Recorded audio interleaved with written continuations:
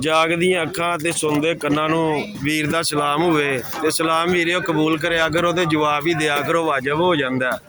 ਤੇ ਲਾਦਾ ਰਾਤ ਦੇ 2 ਵਜੇ ਦਾ ਟਾਈਮ ਹੈ ਤੇ ਅੱਜ ਤਹਿਸੀਲ ਕੰਮ ਮਿਆੜੂ ਦੀ ਤੇ ਮਹਿੰਗਾਈ ਬੜੀ ਜ਼ਿਆਦਾ। ਅੱਜ ਕੱਲ ਨਾਲੋਂ 50-100 ਰੁਪਿਆ ਰੇਟ ਵੱਧਦੀ ਹੈ, ਯਾਨੀ ਕਿ ਇਹ ਛੋਟਾ ਚਾਰਦਾਨਾ ਇਹ 600 ਦੇ ਵਿਕਦੇ ਪਏ, ਇਹ ਵੀ ਛੋਟਾ ਚਾਰਦਾਨਾ ਇਹ ਵੀ 600 ਦੇ ਵਿਕਦੇ ਪਏ। ਦੁਕਾਨ ਨੰਬਰ 1 ਤੇ 2 ਤੇ 3 ਵਾਲੇ ਇਹਨਾਂ ਦੇ ਕੋਲ ਲਾ ਕੇ ਗੇਮਾਂ ਗੇਮੀ ਜ਼ਿਆਦਾ ਹੈ, ਗਮ ਹੈ ਗੇਮੀ ਅੱਜ ਜ਼ਿਆਦਾ। ਤੇ ਬਾਕੀ ਮੈਂ ਇਹ ਵੀਡੀਓ ਨੂੰ ਇੱਥੇ ਸਟਾਪ ਮਾਰਾਂਗਾ ਤੇ ਹੋਰ ਬਣਾ ਕੇ ਤੁਹਾਨੂੰ ਦੱਸਾਂਗਾ। ਬਹਰਹਾਲ ਇੱਕ ਵਪਾਰੀ ਹੋਰ ਮਿਲ ਗਿਆ मुझे।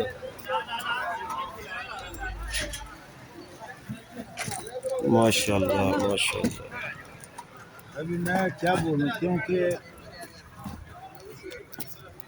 ये अभी मालिक है, अभी पता नहीं क्या बोलते हैं क्या नहीं। क्या बोला इसने? सही बोला। हाँ? बोला क्या है तुम बता दो। मैं क्या बोलता, मैं भाइयों लाओ तेरी अंदर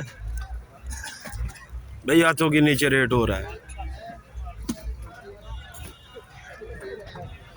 मैंने बोला है। मैंने तो आपको बोला। बहरहाल ये आड़ू मोटे हैं, ये 750 और 800 के दरमियान बिकेंगे।